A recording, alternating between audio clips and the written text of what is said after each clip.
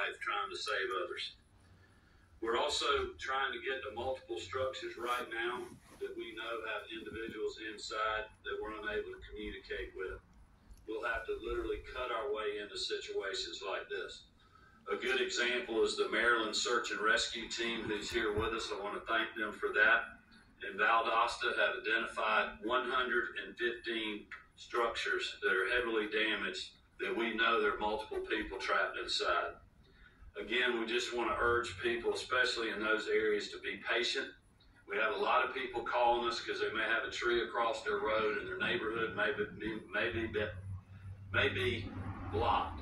But our priority is getting to medical emergencies and facilities like hospitals, nursing homes, and others that need critical help and don't have power.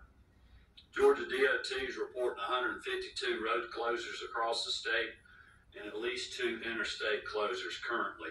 I-16 in Lawrence County and then I-20 just outside of Augusta in McDuffie County.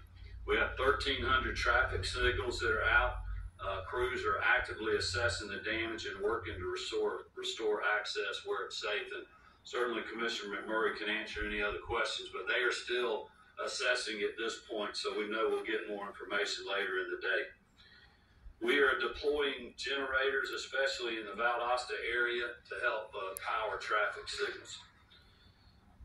From DOT's perspective, some of the northwest Georgia crews, the damage wasn't quite as bad on the roads. They're now shifting to South Georgia to help our hardest hit areas.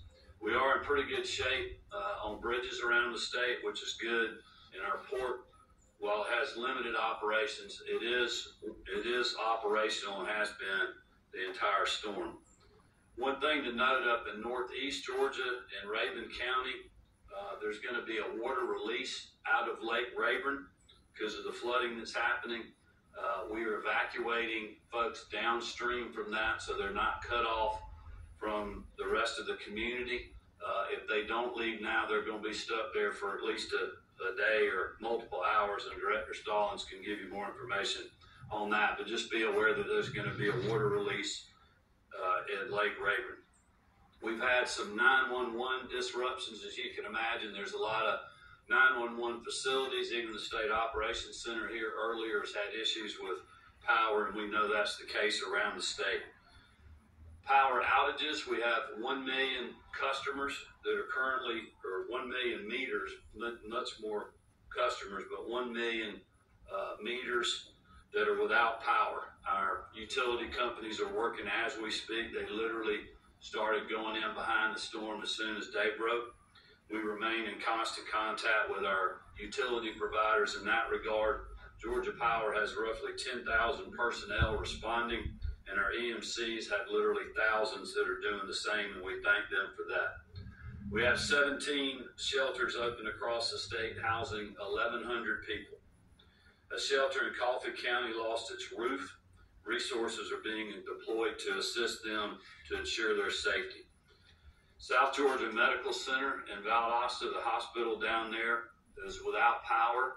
Their emergency generator had a tree fall on it, so it knocked out their generator capacity. We and Georgia Power are both responding with an emergency generator, and Georgia Power is working hard to get the power back on there. We've had a severe agriculture impact that is still being assessed. Commissioner Harper is going to speak to that shortly, but we know we've had flattened poultry houses and certainly a lot of row crop damage and nut tree damage. Search and rescue operations, our teams are currently in the field and will continue to be providing assistance to the communities that were hit hardest by the storm. Just to recap resources that we have right now, I mentioned a lot of this yesterday, but we authorized up to 500 of the Georgia National Guard. General Wilson will talk a little bit about that here in just a second. We deployed 250 of them before Helene made landfall earlier today. As you know, authorized a further 1,000 guardsmen, and we've deployed already an additional 250 of those. And so we have 500 in the field as we speak, and we'll call the rest as needed and as requested. They have 20 mobile cut teams, 8 heavy equipment teams, and we're also moving pods around for supply distribution. Department of Public Safety, all troopers and officers remain available. Currently, right now, we're having a hard time getting to places, so we got to get our chainsaw cut teams to continue working to free up roads, but we'll have those resources moving as soon as it's safely to do so.